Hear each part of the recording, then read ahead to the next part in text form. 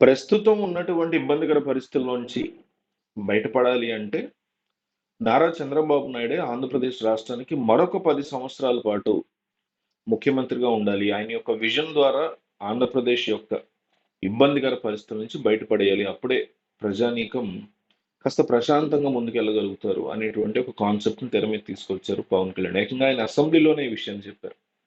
సరే పవన్ కళ్యాణ్ అంటే కూటమిలో ఉన్నటువంటి కీలకమైన నేత, డిప్యూటీ సీఎం. ఆయన 10 ఏళ్ళు సీఎంగా ఉంటే ఈయన కూడా డిప్యూటీ సీఎం 10 ఏళ్ళు వస్తుంది అనుకున్నారేమో.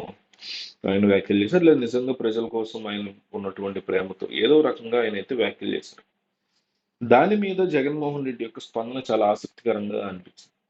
అంటే ప్రెస్ మీట్ పెట్టారు నిన్న జగన్మోహన్ రెడ్డి అనేక అంశాల గురించి.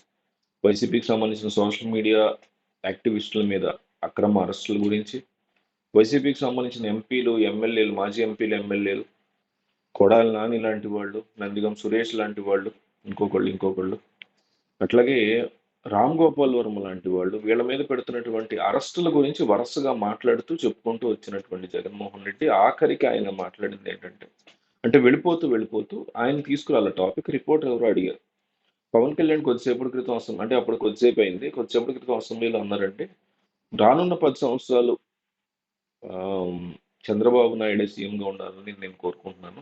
ఏపీకి ఉన్నటువంటి పరిస్థితులు బెటర్ అవ్వాలంటే అని అన్నారండి. మరి దానికి మీ సమాధానం ఏంటి అంటూ అడిగారు రిపోర్టర్. అడిగితే జగన్మోహన్ రెడ్డి అని చెప్పినటువంటి ఆన్సర్ ఏంటంటే, నిజంగా జనాలకి మంచి చేస్తే ఆ అవకాశాన్ని జనం ఇస్తారు. దాని గురించి మనం మాట్లాడుకోవాల్సిన అవసరం లేదు. మనం 10 సంవత్సరాలు ఉంటాం, 8 సంవత్సరాలు ఉంటాం అని చెప్పుకోవాల్సిన అవసరం లేదు అని చాలా బాగా చెప్పారు సమాధానం.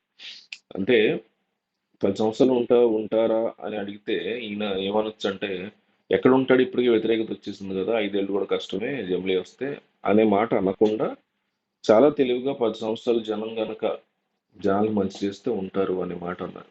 హైలీ అప్రిషియబుల్ నిజానికి అలా అన్నారు. అయితే మరి ఇదే జగన్మోహన్ రెడ్డి గతంలో 30 సంవత్సరాలు నేను సీఎంగా ఉంటాననేటువంటి కాన్ఫిడెన్స్ ఆయన కూడా చూపించారు.